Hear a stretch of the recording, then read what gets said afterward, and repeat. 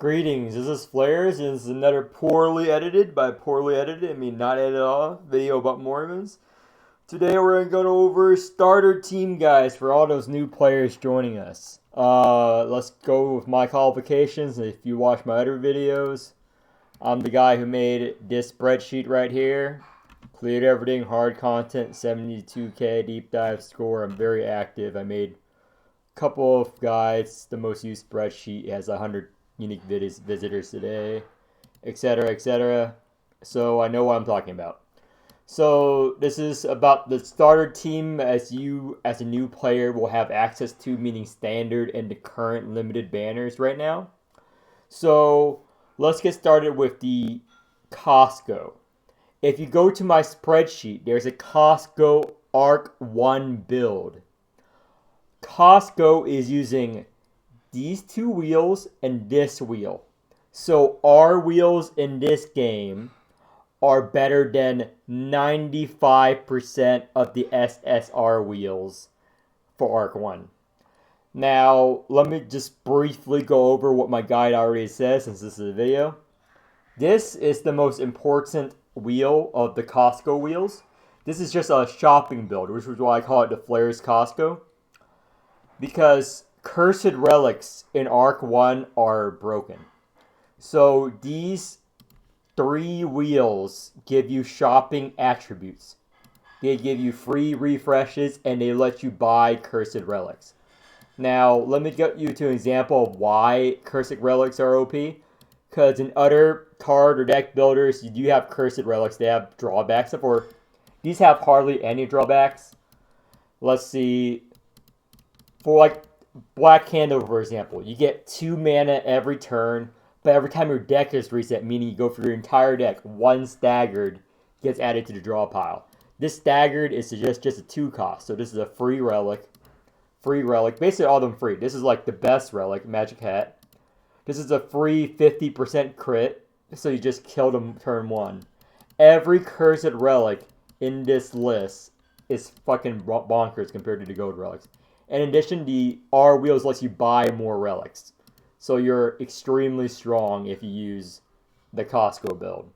So these 3 wheels, and some people say to run this as well. Gluttony, which increases your max HP, which is needed for some comps. I don't think this is as important. So if you're a new player and you're struggling with wheels, use Costco, these 3 wheels. And that will make almost any comp work. Now let's get started with the starter comp. This is the starter standard comp. As you noticed in my video that I talked about, these 4 units can clear every content in the game if you invest enough into them. With a caveat, eventually, not at the start. The reason why, go over it one more time for returning visitors. Lotan wants to get her +4 after 3 or 4 months. She deals 15% of the boss's max HP. So no matter how bad the scaling gets, even the boss has trillions of HP, she'll always do 15% of its HP. So eventually the boss is going to die. And so she's going to be better than 99% of Ultra units. I will not provide an Ultra standard comp because that team's trash. And I don't want any new player to have any ideas of running Ultra. Do not pull Ultra for the fucking last time. Do not pull Ultra. I will not help you if you pull Ultra. Because it's a waste of my time and it's a waste of your time. It's the weakest realm for a reason. Jenkins and other are good, but you invest in them late game, that's fine. So this comp can clear all of the content if you want, but only these 3 units are good. Ramona, Ogier, Lotan. Doll is garbage, low stats. But if you want to use it endgame, these are the wheels generally you want to use. Sometimes you switch this with April. April is this wheel. That's what it looks like. So this is a starter comp. Now let's get to the better comps. Now, these are the 2 best standard duos. Notice it for this comp, I only placed these 2. These 2 are all you need. And then you mix the last 2 slots with whatever. Recommended you mix it with Ramona or whatever random awaker you pulled that is really strong on my tier list. Just look at my tier list. what strong awakers of that realm you pulled, because these two combined will help you survive through chapters 1 through 9, arc 1 normal just fine. And these are the wheels you will generally have access as a new player. Cox's Sig wheel and this SSR wheel. And Nautilus, do not bother getting her SSR wheel. This is her SSR wheel, is right down here. This is worthless because it retains a portion of your shield the next turn and increases the shield you gen. But in most cases, when you generate a shield, the enemy's gonna destroy anyway. And if you have shield left over, that's kind of wasted. So you don't really have use for that wheel. And Costco's already strong, so you have her carry your 2 of your Costco wheels, and another unit carry another one. And your last unit's gonna be a damage dealer. So these 2 slots are flexible. You can fill it with whatever you want.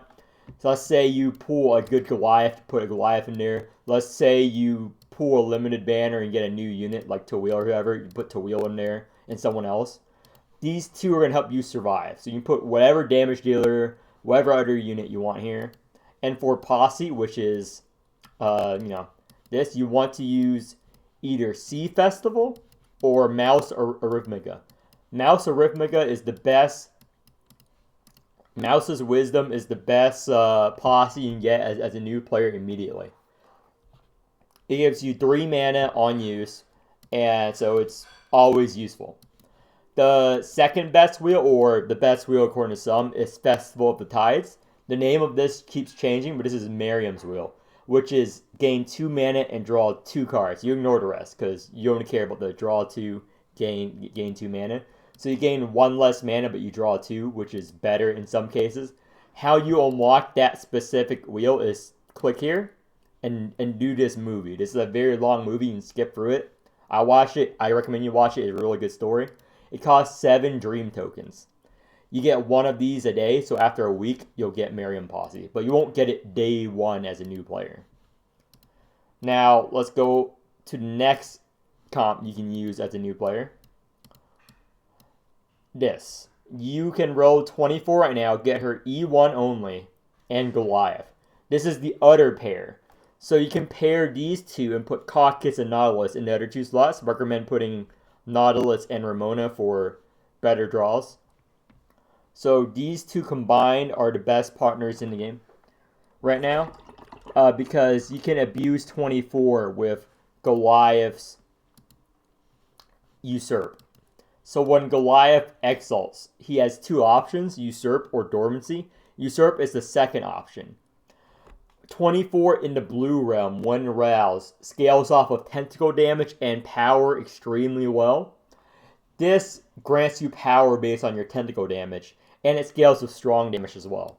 So on burst terms, you exalt 2 for Goliath Usurp to gain that bonus, and then you play your 24 burst cards. You do not play the cards that Goliath adds. He's not the damage unit. 24 is. On that burst turn, endgame. This comp can also be used endgame. 24 can burst 3 million damage a turn. New players, you will expect to see 1,000, 10,000, maybe 30,000 damage early on, which is a lot to you new players early game. So this is another comp. It's pretty decent. Our wheels there, but oh yeah, these are the wheels you want. You want to put Goliath's wheel on 24. This is like plus 12. You won't have the Battle Pass wheel or plus 12 as a new player. This is the best Battle Pass wheel. This is Battle Pass only if you want to spend money. But if you don't have this, use Goliath's blade and any other wheel. Like right now, you can use her wheel, which is crit rate, which is good. So crit rate, and 24 will crit more often. So this is another comp you should use if you're a new player pulling blue, like I recommended in my guide. So let's go to the Caro comp that new players can get right now. So this is the meta Caro comp. You ignore this wheel because I didn't pull for a Gillette's wheel. You use her Sig wheel and Goliath's blade plus 12. You use her with April, this wheel, this Covenant right here. This girl uses Scarlet Baby. So Sig wheel, whatever, 2 SLR wheels, and everyone else hold Costco. Aegis is a core component of this. She's a welfare unit, but she's extremely strong, and she'll only get stronger the longer you play the game because you buy a one dupe of her every month. As I explained in my Carol video, the reason why she's strong is because she's the only unit in the game that can petrify. She's the only unit in the game that can stun an enemy or stun a boss and make them skip a turn. No other unit can stun a boss. She can do it once. And if you played any other card game or strategy game, you know that stunning a boss is insanely broken. So use this to help survive, to prep for another Gillette turn. And the fourth slot can be whatever. Aurora, which from Discord likes to run Horla, and I kind of agree with him. You have him hold it, but most players are not going to get access to Horla. So if you don't have Horla, you can fill this with any unit basically. Nautilus, Karen for draw, or Ramona that you're not going to use their card. I recommend Ramona for an easy, and then you can sell her 3 and 2 costs for extra gold in a Arc 1 run. Now let's get started on more comps. Another meta comp, I guess, is Tentacles. Like, if you're pulling Aqua, you're going to get Tulu Murphy. Run Tulu Murphy, and a few days after I release the video, Corporal is going to come out. Corporal will work wonders with Murphy and Tulu. So when Corporal comes, if you're a new player and you're pulling blue, following my guide, and you pull Murphy or Tulu, pull Corporal and run her with Murphy Tulu, and you'll be able to clear most of the content in the game. I'll make a Corporal video within the first couple of hours of her launching. Those are the best starter comps that anyone can have access to if you're a new player. Just pull blue, and you'll have access to Caucus and Nautilus, if not 24 and Goliath. So those are the two combos. And if you fucked up, you didn't listen to my advice, you pulled Ultra, use this comp. This is better than Ultra. Put Jenkins in here instead of Dahl if you want. But none of the Ultra units are going to be better than the base SR comp. That's how shit Ultra is. And regarding Covenants, this is not going to apply to most players, but I'm going to talk about it briefly here. Anyway, just in case you hit level 35, Covenants aren't unlocked until level 35. I have it on my spreadsheet, what are the meta Covenants. But in case you need me to go over it one more time, the meta Covenants are Dreams, which is a toe wheel, is used universally, but you won't get this to level 67. Feast from Afar, because of the Black Sigil drop rate, and at the start, more Black Sigils and 60% more shielding on Nautilus. Really good.